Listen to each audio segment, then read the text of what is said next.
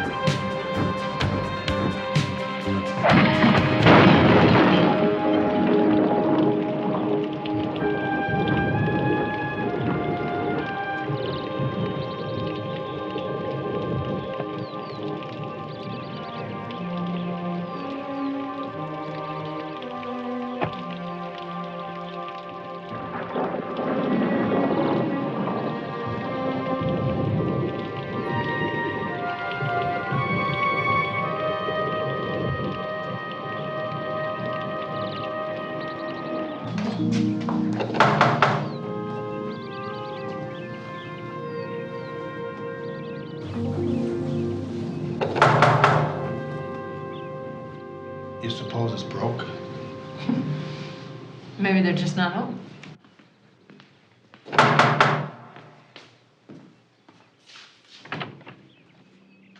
How do you do, Sergeant Hunter, Sergeant McCall, Metropolitan Homicide? You're the police? Yes.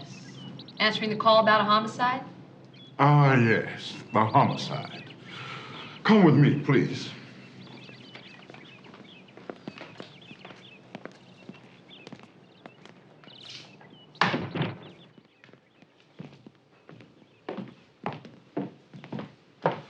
The people you called are here, sir. Thanks, Cecil. Hello. I'm Clarence Highland. Hi, Sergeant McCall. Mr. Highland, Sergeant Hunter, how are you? Please be seated. You had a homicide report? Yes, I have, but won't you please sit down? May I offer you something? No, not for me, thank you. No, thank you. Now, about the homicide. It hasn't happened yet, which is Why, there are no bodies lying around. Oh, please don't conclude I'm a nutcase. I'm quite sane. Here, look at this. That's a brake hose. It's an essential part of the braking system in my car. As you can see, it's been neatly cut. It's nothing short of a miracle that Clarence wasn't killed. Jenny, I'm so glad you dropped by. Oh, dear. Police Sergeants McCall and Hunter, Jennifer Brasher. Oh, how do you do? Hello. How do you do? Hi, how are you? Jenny's my closest friend. I have no secrets from her. Oh, that's because I always pry them all out of him. Oh, sit. Mrs. Brasher. Brasher, I know that name. You're a writer, aren't you? Well, that's debatable. If you call writing screenplays writing, then I'm a writer. She's a writer and a darn good one. Did you see The Edge? No.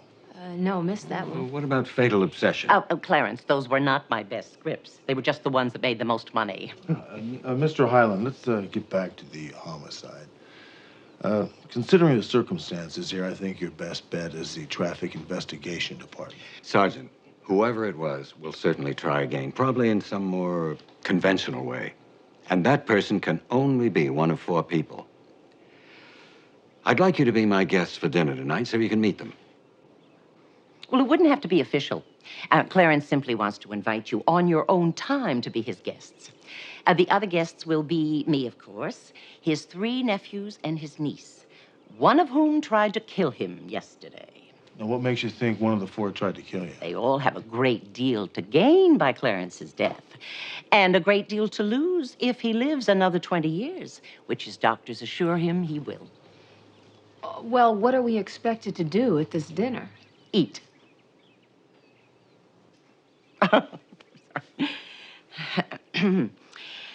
Clarence feels sure that there will be another attempt, and soon. Now, if you have already met the 4 of them, well, it would be of great assistance to you in case an investigation should ever be required. Don't you agree? No. You see, Mr. Highland, I still think that the Traffic Investigation Department is your best bet. But now that I've met you and Sergeant McCall, I'd be very pleased if you'd accept my invitation. We'll think about it and get back in touch with you. I do hope you can join us. I'd be deeply grateful. Mr. Highland, thank you very much. Cocktails are at 7, dinner at 8, and it's casual. Please come as you are. Ms. Brasher, pleasure. Thank you. Thank you. Bye-bye. Nice to see you. Thank you. Thank you.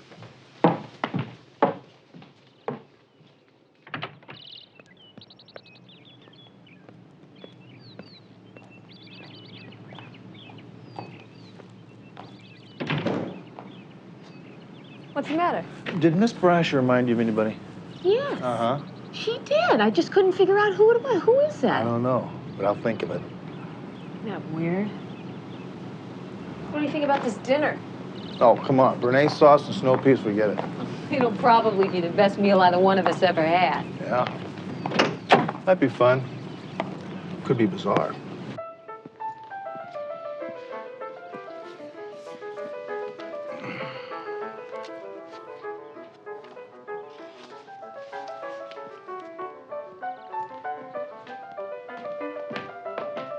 Max, you're early. But I'm glad. Uncle Clarence, how are you? Always good to see you. See you too. Where's Jennifer? In the garden, I think. Listen, I'll be right back. I want to talk to her. Something private? Oh, it's very private. Jennifer will no doubt tell you all about it later on.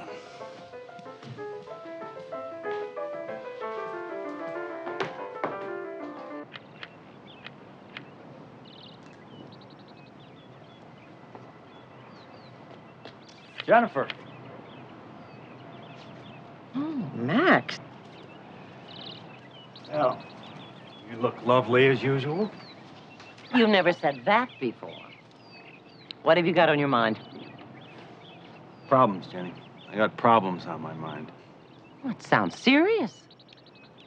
I need money. I need a loan. Can you help me? You need a loan? The bank has been lavishing money on the four of you. $300,000 a year, last I heard. And you need money? Jenny, before those vultures would lend us a dime, they had to make sure we'd outlive Clarence. They made each of us get life insurance. Max, I assumed that. So, I flunked my physical this time. oh, I see. They cut you off. They wouldn't even lend me cab fare home. Well, Max, I am not a wealthy woman. I can't lend you money to live on. I just need enough to get by on until I figure out what to do. Well, let's go inside, and we'll talk. With Clarence? You know what he's gonna say. Not with Clarence. It's really good to see you all here together. Been too long. I should say all except Michael. Michael is Devon's fiancé. Fine young man. I'm very fond of him. How is Michael, Devon? I haven't the slightest idea. Don't tell me you and Michael. I'd rather not talk about it, Jennifer. I'm sorry, dear. Oh, I think you could say that we each have a calling. Take Byron, for example. He's true to his namesake. He's a poet, novelist. How is your novel progressing, Byron? What page was on the last time you asked? Oh, I think it was 450. Now it's about 300. I made the mistake of reading it. You're a writer. No, I write. A writer is someone who makes a living writing, like Jennifer. Jennifer doesn't write, Byron. You gotta get that straight. Max says that what I do isn't writing, it's typing. No, Jennifer. Truman Capote said that. I merely stole it. Did he say it about me? Wonder who he stole it from. Have you known my Uncle Law? No, actually, not long at all. But, you know, I think he's one of the most charming men I've ever met. Yeah. How many men have you met? Not many. Max. Drunk. Oh. Hey, you know, you really ought to take the time to get to know this man. As you can see, he's brilliant. He's brilliant. Uncle Clarence tells me you're a stockbroker. Are you really? Do you always believe the things your uncle tells you? He used to tell us the most awful lies when we were kids. And we loved them. Well, I'm afraid he's done it to you again. Actually, I'm a botanist. Oh, really? What do you do? Do you teach? Yes, at the university. Oh. Thank you. Do you believe in love at first sight? No. Do you? I do now. Aren't the others joining us? No, Jennifer hates my cigars. And the others, well, the others will do whatever suits them. Sergeant Hunter? No, thank you. I think I'll make myself a drink. Please do. I won't like this if you share Jennifer's low opinion of cigars. It's fine, really. Go ahead. Well, what did you think? I find it difficult to believe that any of them would want to kill you. I think they all genuinely like you. I always felt they did. I love them, actually. All of them. But you think one of them's trying to kill you? You see that stern-looking gentleman? Seamus Highland. Born in 1845 without money or prospects. He died in 1929 and left a fortune worth $30 million. Oil, of course. Oh, he didn't drill for it. He just found a way to monopolize the distribution of it. And over there, my father, Edward Highland. Grandfather hated him. Hated me, too, as a matter of fact. I was too young to notice it. I was only 6 when the old buzzard died. When Grandfather got ready to pass on, he set up an irrevocable trust. His son, Edward, would inherit nothing, and Edward's children, that's me, I'm the last grandchild left, would inherit nothing. You had to have inherited something, Mr. Highland. Oh, yes, the income from the estate. It went first to my father, and when he died, it passed on to my sister and me, and After her death, it all came to me. The income's considerable, of course, but the estate has remained untouched. It's valued at over 200 million today. Well, then your nephews are brothers, and Devon is their sister? No. My dear sister married 7 times. They all had different fathers. But to get back to your question, Sergeant, when I die, the trust will be dissolved and the assets distributed among the 4 young people you met tonight. In the meantime, they haven't a cent to their names. I used to give them a generous allowance, but I stopped doing that over a year ago. Why is that? Not one of them has ever done an honest day's work in his life. I thought it was time they did. Have they? Unfortunately, no. On the prospect of their eventual inheritance, every bank in town lined up to lend the money. Well, let me ask you a question, Mr. Highland. Have you ever done a day's work in your life? Of course not. Neither did my sister or my father. We didn't have to.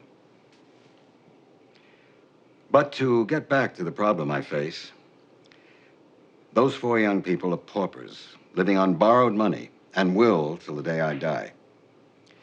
My grandfather lived to be 84. So you think one of the 4 is tired of waiting? Somebody tried to kill me yesterday. What else am I to think? Well, I believe the others are in the game room. Shall we join them?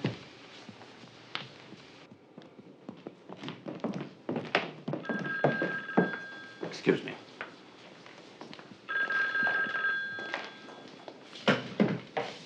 Hello? I'll take this in my study. Will you hold, please? Terribly sorry. I won't be long.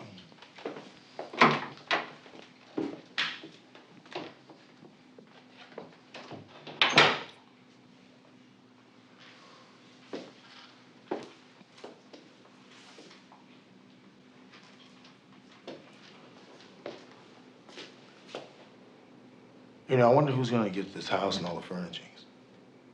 I don't know. Let's ask him when he comes out.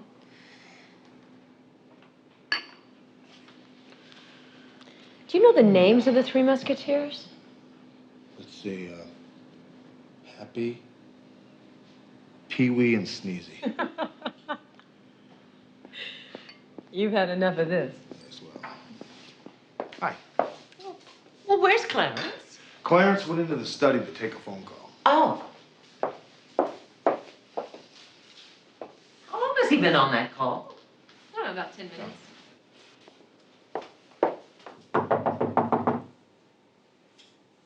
Clarence! That's odd. It's locked.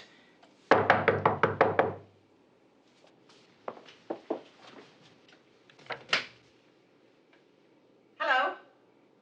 Hello?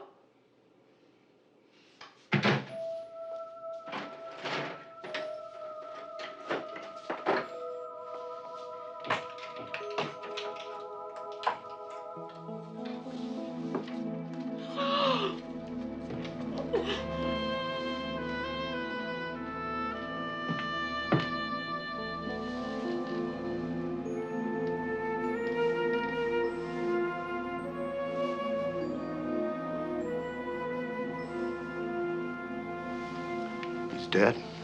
Oh.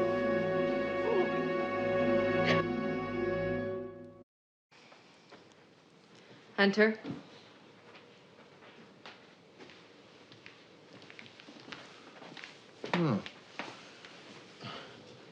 22 Ruger. Well, I'll gather everybody up in the dining hall and call the lab.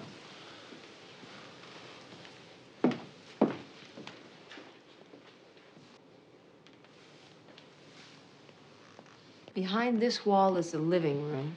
Is there another way in or out of this room? No, just the door and those windows. Well, this window's locked from the inside. Did you or Sergeant Hunter leave the foyer even for a moment after Clarence came into this room? No, Mrs. Brasher, we didn't. Then nobody could have left this room.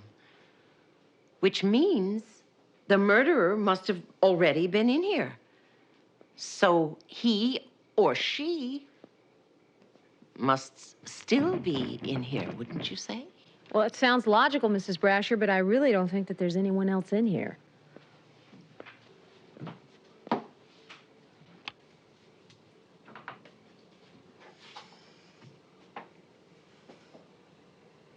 Just us two. Well, it would appear then, Sergeant McCall, that we have a locked room puzzle, wouldn't you say? No, I would say that there is another way into this room. No, if there were any such thing, Clarence would have told me about it. And I'm very surprised that that you haven't commented on another very significant clue. What's that? Well, the murderer left the gun behind. So he or she must have wanted it found, wouldn't you say? No, I wouldn't. The killer obviously knows that everyone in this house is going to be searched. I would doubt that there would be any prints left on that gun, and it's probably not traceable. Okay, lab's on its way. May I stay with you, Sergeant Hunter? I'd like that, yes. Oh, good. Perhaps I can help you look for clues. We'll actually see the technicians will look for the clues. Why don't you have a seat right here? Thank you. Tell me, Jennifer, it was about 10 or 15 minutes from the time everybody cleared out of the dining room to the time you came into the foyer. Where were you? Well, didn't you see me carrying fresh flowers in my hand when I came in? I picked them in the patio garden. Tell me, who stands to inherit Clarence's estate, this house, for instance? I haven't any idea. But I wouldn't be a bit surprised if I do. Do you know who killed him? Of course. One of those 4 idle, now very wealthy young people, or a combination of them. Maybe all 4 of them planned it together. And very cleverly, too. They're not stupid, they're not unimaginative, nor unmotivated. Could you tell me what's behind this wall here? Oh, guest study and stairs leading to the 2nd floor. You know, Sergeant Hunter, I'm a very serious student of crime, especially murder. And I do know a great deal about all those involved in this one. You are going to let me help you with this case, aren't you? No, ma'am, we're not. Oh.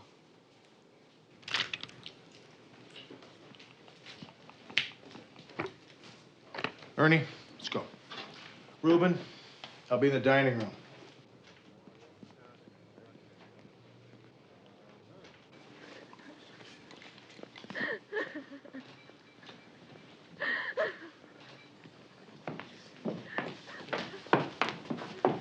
Jennifer, what's happening? We're getting a lot of questions and no answers. All I know is that Clarence is dead. Somebody shot him. What do you got? Mr. Majeska and Miss DeLoire went into the game room immediately following dinner. They say that they stayed there and played backgammon until you came to get them. Mr. Van Aanholt and Mr. Thornberry went into the bar. After a while, Mr. Van Aanholt went upstairs, left Mr. Thornberry in the bar alone. Mr. Fowler and the staff were in the kitchen. We were all in the kitchen eating from the time we cleared the table till you came down and told us Mr. Highland was dead. Eric, you went upstairs. How come? To see my old room. I always go there when I visit Uncle Clarence. It helps me to remember the good times we had here. Clarence was the only person in all our lives who ever gave a damn about us. Where's that room located? It's up the stairs, directly above the study. Huh. I'm gonna go check it out. Yeah. Mr. Fowler, would you and your staff wait in the kitchen, please? Certainly. Thank you. You say that after Mr. Van Aanholt went upstairs, he left you alone in the bar, correct? As my blood alcohol content will no doubt establish. Did you see anyone? The heavy question is, did anyone see me? The 2 of you were in the game room. Did one of you leave for a minute or so? No, we were together the whole time. How well do the 4 of you know this house? Very well. We grew up here. Byron's the youngest. He was 4 when our mother died, and Clarence brought us here. Is there another entrance into Clarence's study other than the door from the foyer? No. Is there a phone in this house that's not connected to the 3 PBX lines? What? Well, the call that came through took your uncle into his study alone. It's possible that that call originated from inside the house. There is a phone in the extra study. Clarence liked to call it Jennifer's office. That phone's not part of the PBX system. Jennifer's office. So, Mrs. Brash, when did she leave? A minute ago. Officer Biggs is going to have to take all of your fingerprints, if none of you mind. No. Thank you. I gave this lamp a twist. Boom, open sesame. Now, I used 2 fingers, so if there are any prints up there, we'll get them. But Hunter, this door hasn't been open in a long time. Months, maybe years. So, still appears we have a locked room puzzle, eh, Sergeant? How you doing, Jennifer? I see you're still on the case. Mrs. Brasher. Would you mind going back into the dining room, having Officer Biggs take your fingerprints? I'd be very happy to, Sergeant. Oh, Miss Brasher, before you leave, tell me, when did Clarence build this house? Oh, he didn't. When his sister died, he needed a place to raise her children, so he bought this house. Well, did he know about this paneling? I doubt it. I certainly didn't. Okay, yeah, thank you.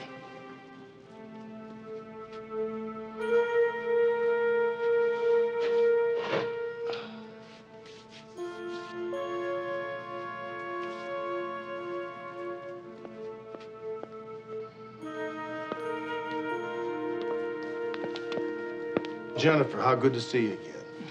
Is that the door leading to the study you talked to me about? Oh, yes. Clarence used to call it Jennifer's office, but I seldom used it. You have a key for it? Yes, but I never locked the door. Anyone could have used the phone in there. I think you should dust it for prints. Well, speaking of prints, why don't you hop into the dining room and have yours taken? All right. Good. Thank you. When Sergeant Hunter comes out of there, no one touches anything, no one goes through that panel. Okay? Reuben? Yes. I need a complete set of blueprints and ownership history of this house. I want to find out who built this panel here.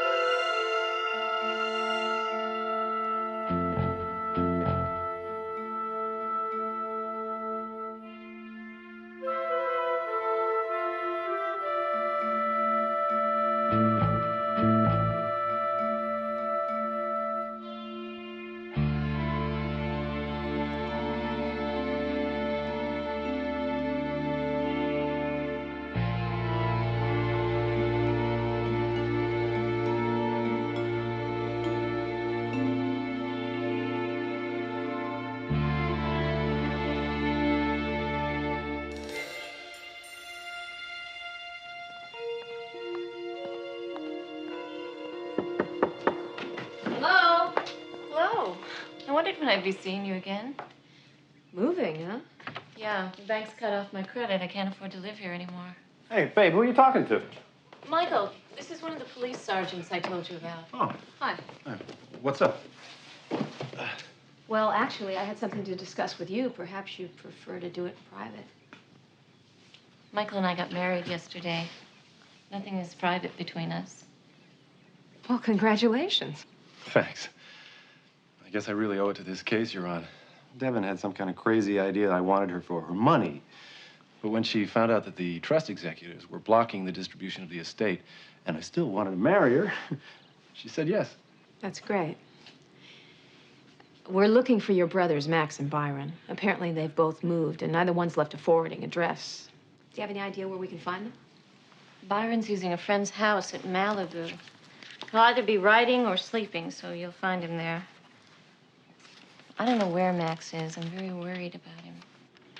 Thanks. Devin, I have another question concerning the gun that was used to kill your uncle. The registration number on it had been filed off, and we had it restored. The gun is registered to you. That gun was stolen. I reported it stolen 6 months ago. Do you have any idea who may have stolen it? Devin told me that Eric took No, it because... Michael. I just happened to notice that it was gone the day after Eric and Mrs. Brasher had lunch with me here. Well, then why didn't you suspect Mrs. Brasher? I didn't suspect anyone. I see. Is your brother Eric still at this address? Yes, but I'm sure he didn't take the gun. The address on these boxes, is this where I'll be able to reach you in the future? Yeah. Oh, can I write it down for you? Yeah, thank you. And may I use your phone? Sure, it's right there. Thanks.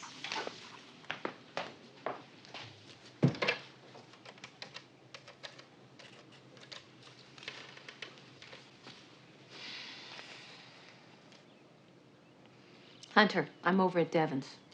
She has no idea where Max is, but I do have Byron's address. I'm gonna head on over there right now. And by the way, that address on Eric is current. 11490 Wilshire, Suite 1505. Are you crazy? That cost me $5,000. Well, what about this? What did this cute little item set you back? Look, don't touch that. Kozlo knows I'll pay him. Like hell he does. He asked for the money over a week ago. He got nothing. I'll pay him. How? I'll borrow it. The banks won't even let you in the damn door. Look, I got friends. Yeah. They're gonna hand you 200 grand tomorrow. I asked you a question. Oh, please, look, don't break that. Tomorrow. Yeah. You're a liar. Freeze, police! Don't move. Eric, get their guns. Get your hands up. Eric, over here on the table. All right, both of you down on your knees. Let's go, come on. Cross your legs behind you. Now put your hands behind your head. Clasp them good. Now, both you idiots stare up at the cottage cheese on the ceiling. Come on. Don't move.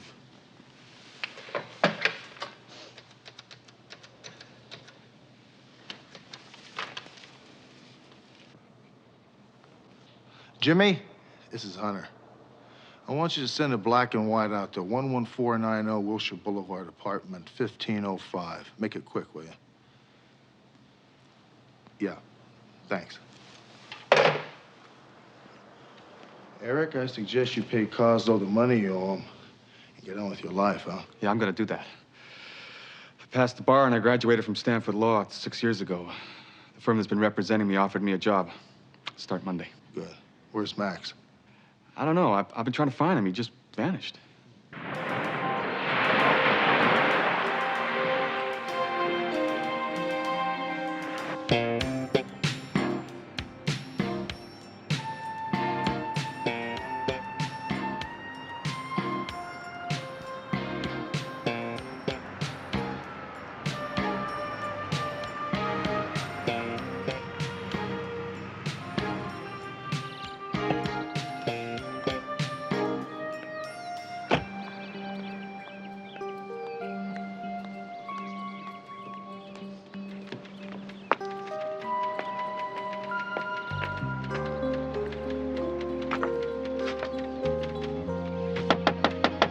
Go away, I'm busy. It's the police. Open up.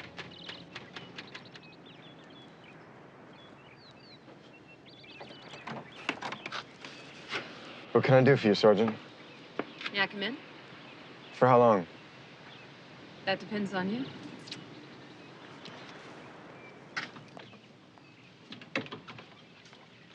Have a seat. Thanks.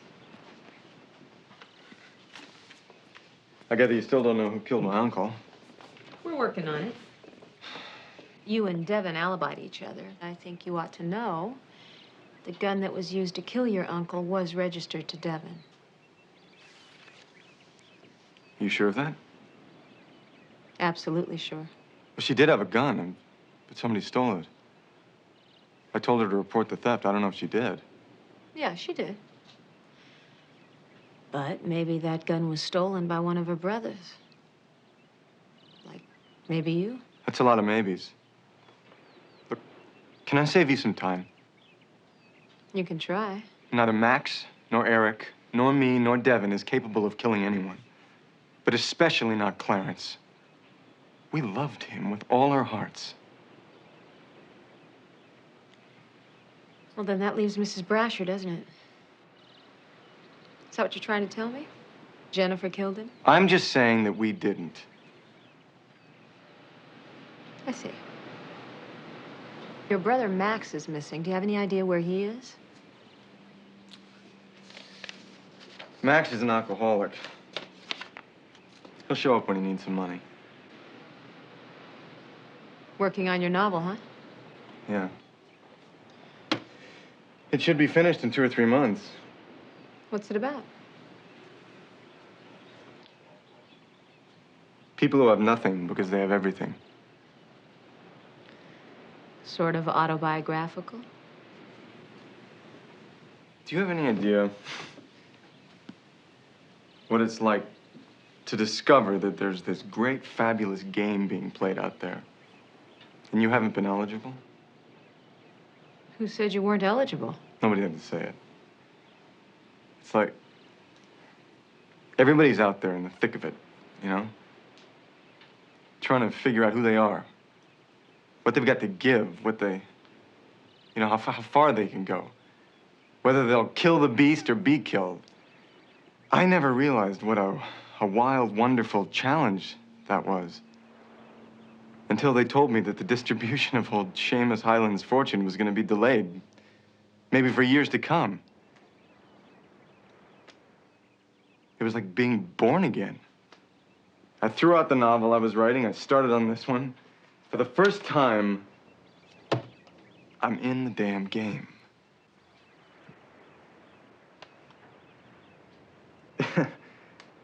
It's a great feeling to know that either I finish this thing or I starve to death. Well, good luck. Thanks. I'll need it.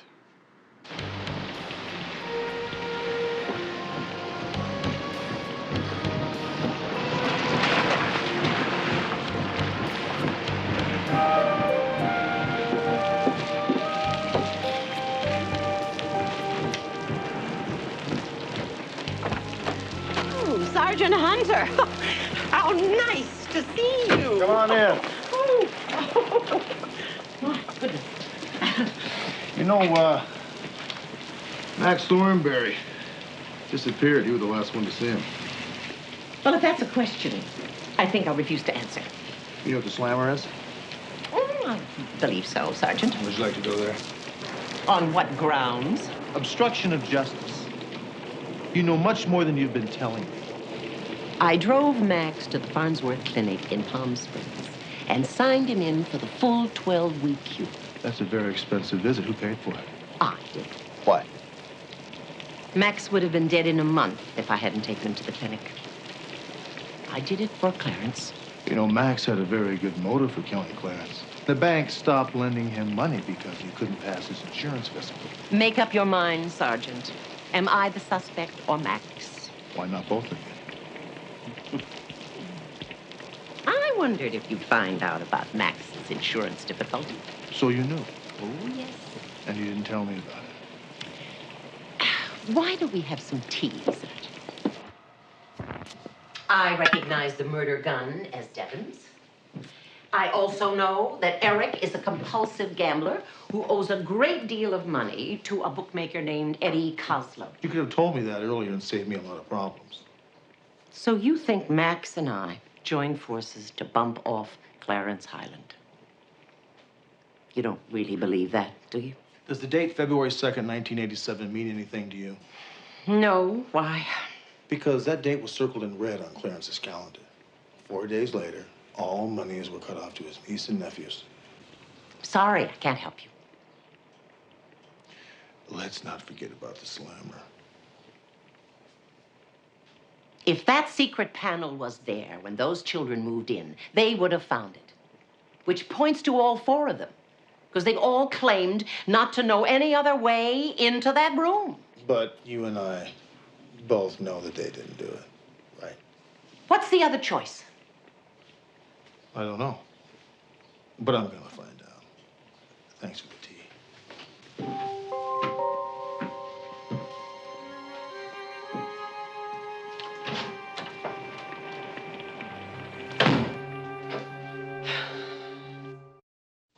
McCall, Hunter, I'm at the morgue with Barney. Look, I got an idea. Take Exhibit A, load it with blanks, and meet me out at the Clarence Highland estate. That's right. Yeah, as soon as you can. I'll explain it to you when you get there. Okay, thanks.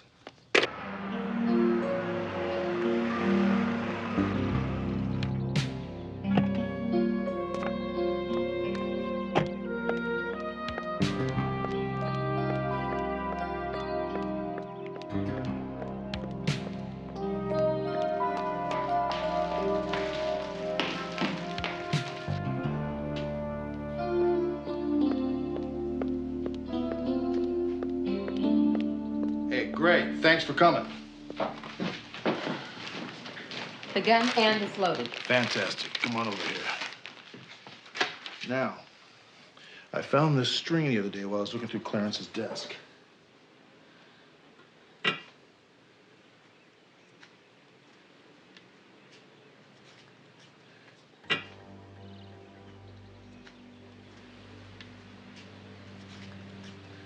Little loop right around here. Tighten it down to keep it in place. What are you doing? Barney did an autopsy on Clarence. Found out he had leukemia. What? He had probably less than a year to live. Are you kidding me? No. He didn't want those kids inheriting $50 million apiece, and he was going to do whatever it took to keep that money on ice. Maybe February 2nd was the day that Clarence found out he was sick. That's exactly correct. Excuse me. 4 days later, he cuts off all monies to them. Now, Clarence is sitting here. Of course, he had a cigar. Lights a string.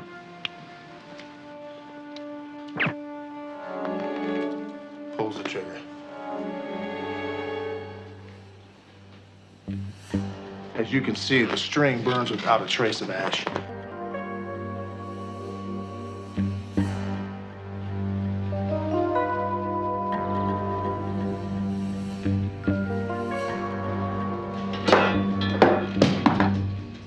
Clarence killed himself. That's all very true, Sergeant. I was with Clarence when he was told he had leukemia. And when the bank stepped in to lend them money, Clarence brooded about it for a year.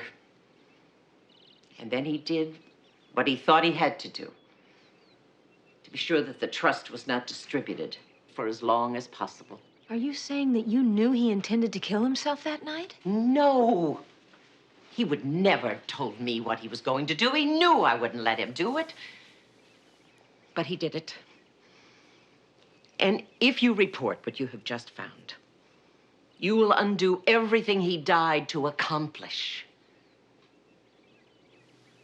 What was he trying to accomplish? You've already seen it happening. He wanted his children to have meaningful lives. His father and his sister had meaningless, empty, worthless lives. And so did Clarence, until those 4 children suddenly became his to raise. They were his salvation, and he loved them. You placed the call to Clarence that night, didn't you? You got him into this study alone. He asked me to place the call, yes. Then he put me on hold, and he came in here. And he asked me to go out and get some fresh flowers and bring them in. I demanded to know what was going on, and he said, "Just pick the flowers, Jenny. I promise I'll tell you about it later."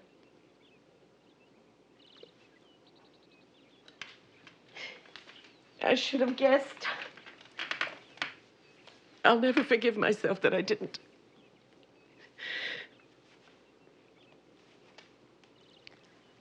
When we found him dead, I knew then, of course. And I knew why. So I tried to make it as difficult as possible for you. The children had to look guilty if that will was to be held up. But surely you must have known that had we not figured this out, the four of them could have gone to prison or worse. No. Clarence knew I would never let that happen. He knew that I would be able to figure it out just as you have. I wanted Clarence to achieve what he died for. And I still do. It would be a terrible, terrible thing if you reported what you have discovered here. No crime was committed. Suicide is not a crime. Jeannie, we can't do that. Are you really prepared to take away from Clarence what he did for those kids? It's not up to us to make that decision. But it's already working. I mean, Byron is writing, and Devin is finally able to accept a man's love. Eric is doing what he was trained to do, and Max, oh, well, I don't know, but there is hope that he can be cured. Please, forget what you found. Look, Jennifer. It's going to be very difficult for us to make this report, but we will be telling the truth.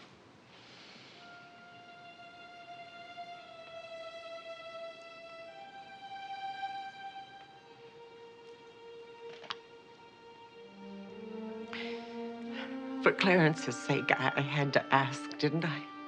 Yes, you did. Thank you for understanding why.